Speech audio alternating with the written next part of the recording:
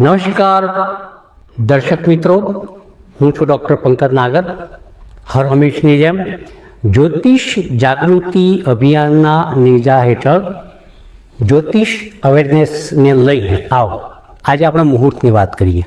મોટાભાગે મુહૂર્તના વિષયને લઈને આપણે મૂંઝાતા હોઈએ છીએ. વાસ્તુ કરવું છે, કાર લેવી છે, મકાન લેવું છે, લગ્ન કરવું છે, જનોઈ કરવી છે, પરંતુ સર્વ કાર્ય સિદ્ધિ માટે શાસ્ત્રોની અંદર વણ જોયેલા મુહૂર્તની અંદર 3.5 મુહૂર્તની વ્યવસ્થા કરેલી છે.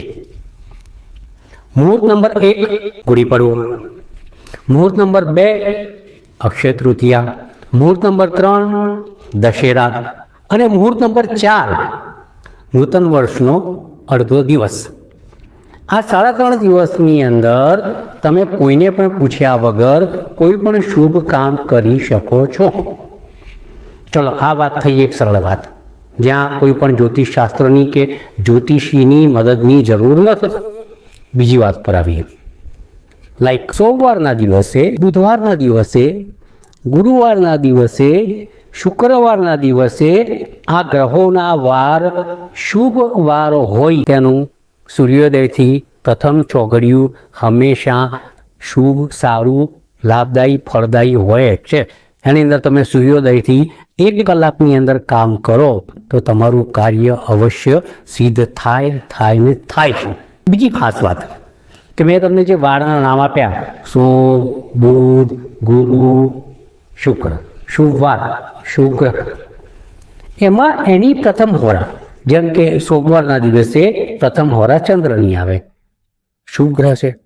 બુધવારના દિવસે સૂર્યોદયથી 1 કલાકની અંદર પ્રથમ હોરા બુધની આવે, શુભ વાત છે. ગુરુવારે પણ સૂર્યોદયથી 1 કલાકની અંદર ગુરુની હોરા આવે. શુક્રવારે 1 કલાકની અંદર સૂર્યોદયથી શુક્રની હોરા આવે.